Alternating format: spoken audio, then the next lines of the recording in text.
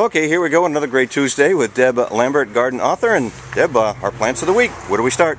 Boy, I'll tell you, we have a great display today. This is spring and everything's popping, ready to go. The first thing that we're looking at right here is spirea. They're a low mounding spirea. It's a variety called Gold Flame, and they have wonderful little pink flowers several times during the season. They're a great deciduous plant. They're very hardy, sun, well-drained soil. They will perform nicely, and they give a nice foil to the landscape. Golden foliage with a little bit of a red tip on the new growth makes them quite outstanding.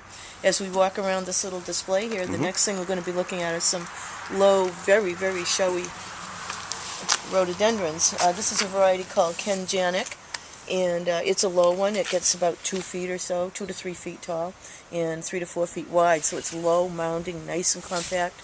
It's great for even the front of a border at that kind of a size. Next, we're looking at what we actually looked at last week, which was the scintillation rhododendrons. They're still looking beautiful this week. And as we proceed along here, we see a few more down in this area.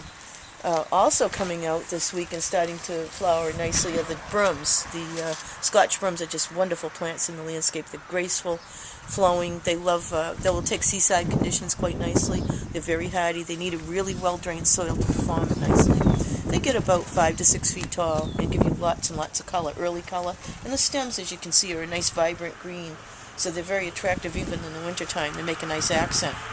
Next, as we walk along here, we're looking at Gerard's fuchsia rhododendron, which we did peek at last week, but they weren't quite as full last time. So they have a nice fullness to them now, with nice full blooms coming along. And as we go down here, there's another one that's even further along. So we have lots and lots of color with the Gerard's fuchsia. And they hold on for a nice long time. They're a nice long bloomer. You know, proceeding up around, because we're walking by dogwood here, pink flowering dogwood, which is going to be 20 feet tall with maturity. But it's a pretty plant. The dogwoods, some of the dogwoods are just coming, some are just kind of on their way out. This one's kind of in between, but they're wonderful plants in the early landscape color. Another broom down here, another Scotch broom. It's a red variety called Birkwood, and this is a handsome plant. This is a little bit lower, more in the 4-foot range, and the flowers on this, if you get a close-up on the flower, you can tell that it's actually in the pea family. It has that typical pea-like blossom, like a sweet pea or like a true pea. So it is a legume, and so it is in that family. But they're wonderful plants, again, nice and hardy, good for many, many locations. Up here we're looking at a red jade weeping crab, my all-time favorite. I had one for a number of years. They're wonderful plants. They have persistent fruit, so if anybody's interested in feeding the birds throughout the winter, this has fruits, clusters of small little apples that will hang on all the way through the winter, and all of the fruit-eating birds will take advantage of that. It's a pretty, pretty plant. It always has a very unusual, very often a one-side weeping form to it. They're quite nice.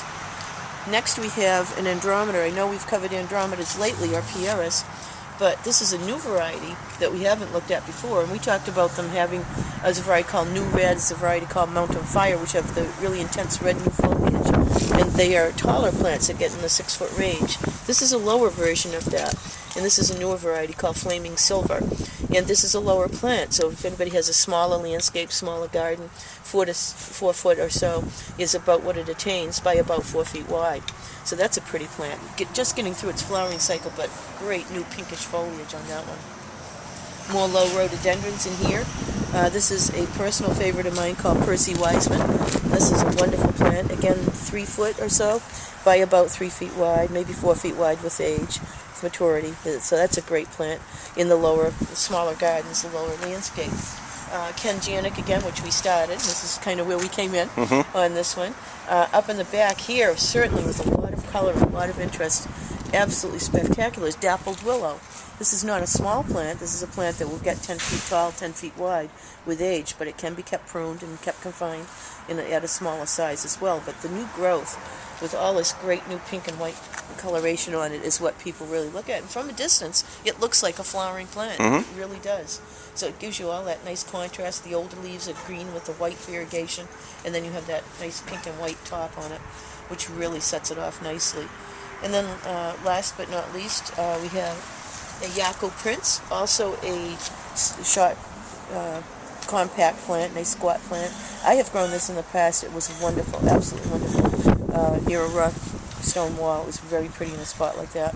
But it is a wonderful plant. It'll only get 2 to 3 feet tall and about 3 feet wide, so another nice compact addition to the landscape.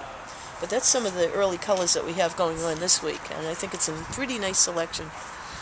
Thank goodness we get some color somewhere. No, really. All right, those are our plants of the week with garden author Deb Lambert. I'm Rick Moore.